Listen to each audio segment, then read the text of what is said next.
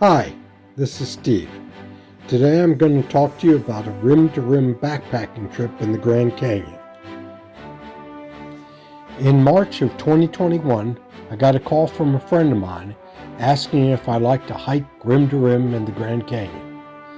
As this has always been a dream of mine, I immediately said yes and started training. The trip had already been set up with backcountry permits and campsites, so all I had to do was get ready and show up.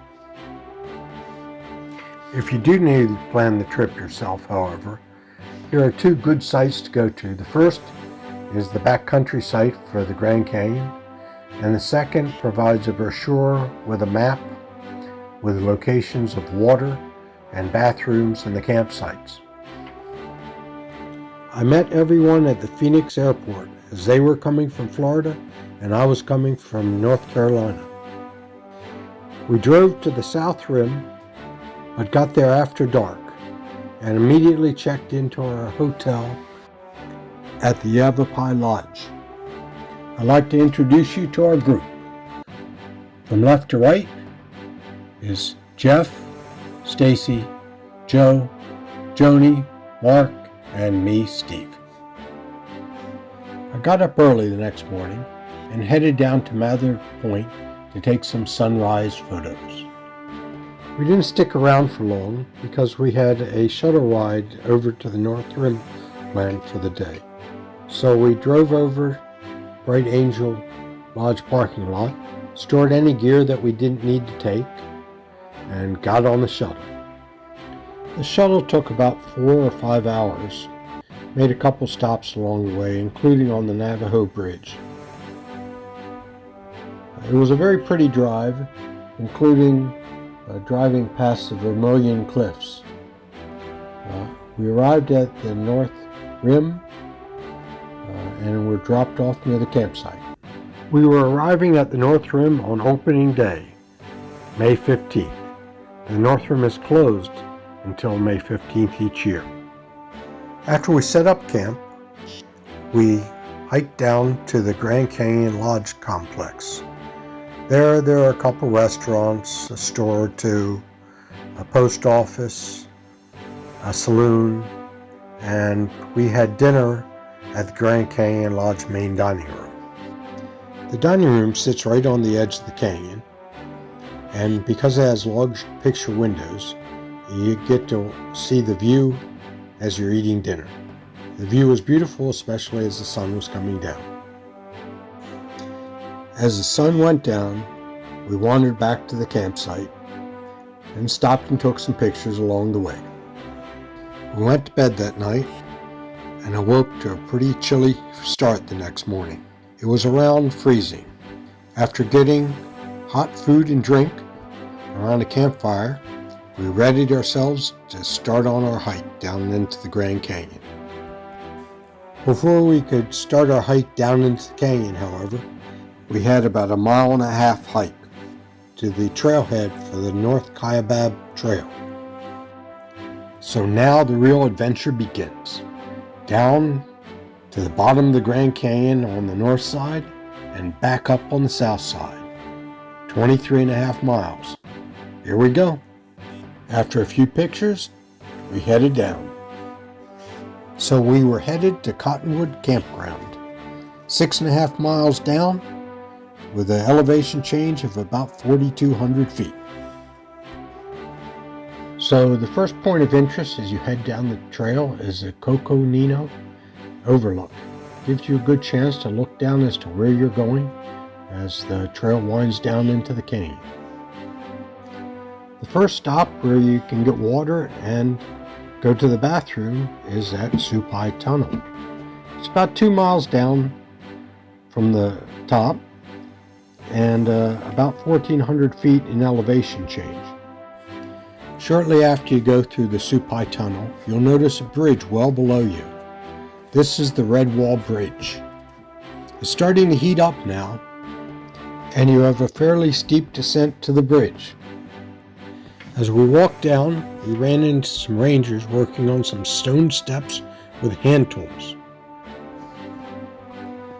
We kept heading down and past a waterfall and a little creek until we came to Manzanita Rest Stop on Manzanita Creek. We made our way to Cottonwood Campground and set down our tents with the canyon surrounding us. So after setting up camp, we took stock of the day. Several sore feet and one sore back, but things had gone pretty well. We had no trouble with water or bathrooms. The biggest problem was the constant downhill had taken its toll on our knees, ankles, feet, and backs. We found out that the people that did the best were the ones that had broken-in boots, had used poles in the mountains, and had trained the most. After breakfast, Mark and I decided to separate from the group and head down toward Ribbon Falls. Ribbon Falls is only about 3/10 of a mile off the North Kaibab Trail. However, the bridge to it has been destroyed, and so you have to find your way across Bright Angel Creek on your own. We put down our packs, searched for an easy spot to cross the creek, took off our boots, and waded across. After a short hike, we came across Ribbon Falls, a beautiful about 100-foot waterfall with red rock and green algae on the falls. And then we walked up and could walk up behind the falls. After a few pictures, we headed back to the North Kaibab Trail. Shortly after we got on the Kaibab Trail, a rattlesnake slithered across in front of us. The hike to first Phantom Ranch and then Bright Angel Campground was much easier than yesterday, as it wasn't nearly as steep. It was getting hot, however. The thermometer at the campsite when I arrived said 95 degrees. We had made it to the bottom of the Grand Canyon. After setting up camp, we went exploring a little bit. There were deer in the area, and there was a heron on the creek, and then we wandered up towards Phantom Ranch. Phantom Ranch provides food and lodging to those that make it to the bottom of the Grand Canyon. You have to enter a lottery 15 months in advance of your reservation. If you get chosen in the lottery, you can go 15 months later. We were camping, however, but we had reserved dinners for the night at Phantom Ranch. Because of the recent pandemic, the dining room was closed. However, we were given our meals and had to eat out on picnic tables. The meal consisted of steak and salad, bread, and lemonade, and even a dessert. Before leaving Phantom Ranch, we made sure to get postcards and sign them and stamp them with delivered by mule, so they got sent out by mule train the next day. After dinner, I wandered down to the Colorado River. There are two bridges across the Colorado River, the Silver Bridge and the Black Bridge. The Silver Bridge takes you across to the Bright Angel Trail, which is where we were headed the following day. The Black Bridge takes you to the South Kaibab Trail. I wandered out onto the Silver Bridge and took pictures of the canyon walls as the sun was getting low. I headed back to the campsite for the night. The next morning, we got up and had breakfast and then headed out to the Silver Bridge. We stopped to take some pictures and then went across the Silver Bridge, bouncing along the way.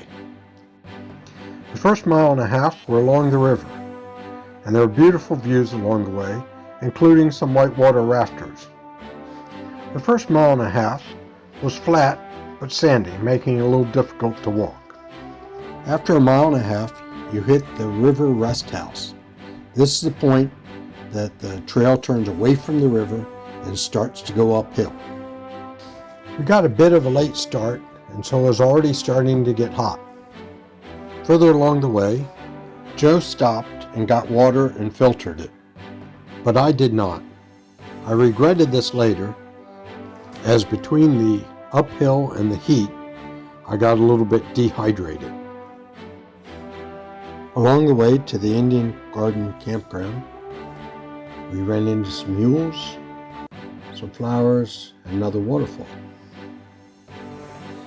Once we got to the campsite at Indian Garden, we set up camp along with our neighbors, deer, and some lizards. I was interested in going to Plateau Point, about a 3-mile round-trip hike from Indian Garden. However, no one else wanted to go, and between the dehydration and 3,000-foot elevation climb the next day, I decided not to go. I did go a little way down the trail and got some beautiful sunset shots. We wanted to get up early the next morning to avoid the heat and get started on the uphill climb. However, we'd heard a mountain lion overnight, and some of us were a little scared to get started too early. Got started just after sunrise, and in no time at all I was up to the 3-mile rest stop. As we got up further, there were great views of the trail we had hiked. It was a thrill to see how far we had come, but there was a bigger thrill yet to come. As I was walking the last 1.5 miles, I ran into a ranger and talked to her about wanting to see bighorn sheep. She told me that within the next half mile or so, there was a place that they hung out. I followed her directions down a little goat path to a small glade. Unfortunately, there were no bighorn sheep there. I turned around and headed back toward the trail. As I walked down the goat path, I came around a bush and came almost eye to eye with 2 bighorn sheep running towards me. Scared me to death. Luckily, they went around me and went into the glade. I turned around, went back to the glade, and took a few pictures. The excitement with the bighorn sheep made my day. I headed up the last mile through one final tunnel, and I had finished. It was only about 10 o'clock, and the others hadn't arrived yet. So I waited, and most of them came up within an hour. Jeff had had some medical issues, however, and had to take his time on the way up. We waited to see him come up. When he came around the last corner, we all started cheering and went to greet him. Some last final pictures, first with our backpacks and then at the trailhead, and we were done. We headed to Williams, Arizona to sleep in beds for the night, get some good food, and celebrate. Hiking rim to rim in the Grand Canyon is an experience of a lifetime, and I couldn't ask for a better group to have done it with. Thank you for joining us on our Grand Canyon adventure. I hope you enjoyed it, and stay tuned for more adventures.